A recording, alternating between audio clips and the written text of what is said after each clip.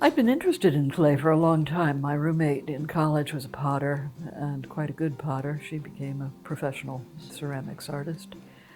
But I never really thought of it as something that I would really do. I always was fascinated by the aspect of it that potters always talk about how therapeutic it is, that well, the clay itself takes you back to playing with mud pies, but especially using a wheel, that is a very centering process on a spiritual level as well as a physical level. You have to be completely focused on the way the clay is turning, and there is kind of moment that is not literally silent, but the clay is making noise in your hand until you reach that point, and then it's just, then you feel like you have a connection with it, and you take it from there.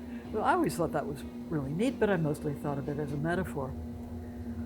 In 2020, there were several things going on in my life. My husband was in the last stages of his final illness, and I was still teaching full time, and it was a very, very demanding time. It was exhausting. He'd been sick for more than 10 years, and I had also been full time, I'd been full primary caretaker for my mother till she passed away in 2014. And they both got sick at the same time.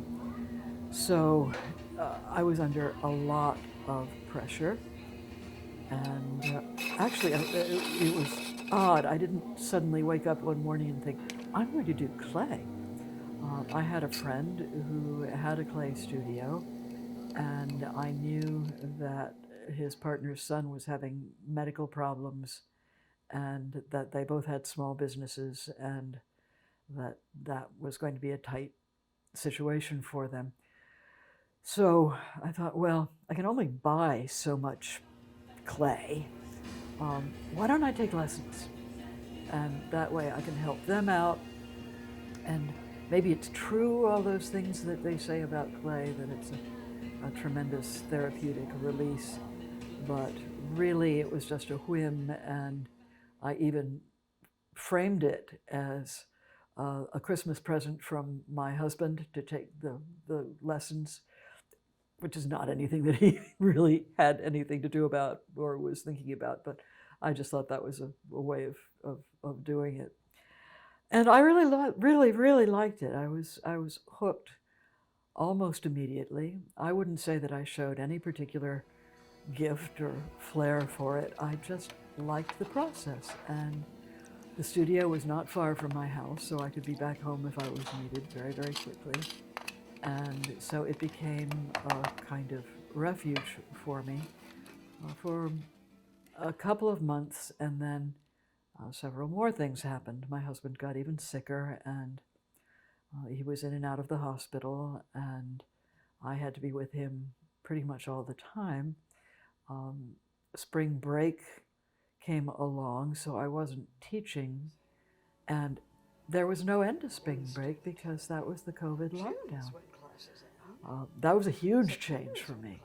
I had been teaching, and very intensely. That's truly my vocation. That's what I love best. The classroom was my happy place, but I didn't have the classroom anyway because of COVID. And so it really eased the transition, although for 99.9% of possible reasons it was an awful thing to happen. It was actually helpful for me because I could be with Nolan 24/7, whether he was in the hospital or not. And in addition, I didn't have to worry about covering my classes or anything like that. The kicker was that the hospital was full of people with COVID. So that was scary. And it also closed the studio. We couldn't meet there. But Ryan Smith, who was the owner of the studio, kindly dropped off a block of 25 pounds of clay at my house. And I had been learning how to throw on the wheel. But that was when I started doing the kind of building that you saw here. Uh, I was just playing with clay in my hands, and it wasn't an inspiration, it wasn't any sort of magical moment. These little beings started to take shape. I recognized once they were done where they came from. You know, they came from a series of Irish figures that were part of church architecture that kind of got crazy and a little bit bawdy. Nobody quite knows why. There's still a bit of a mystery about that, but that, I didn't sit down and say, I'm going to make Sheila Gigs. You know, they just happened. And I think that had to do with my mental state at the time. I had been looking at some books of old figures, and there was a recurrent shape, a recurrent figure of these kind of mysterious hooded beings in capes. They showed up all over Europe. They showed up everywhere from Ireland to Turkey, and probably even farther east than that.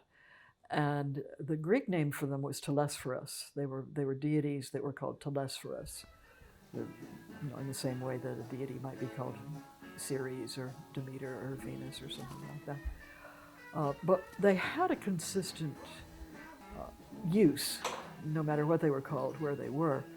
They were healers of a very special kind. They were healers who didn't give you the cure, but they helped you through the process. In some countries, the translated name for them was accomplishers. They would finish the task that the real healers, either whether they were gods or doctors or what, would do. My other thought really was that as healers, we all need healing.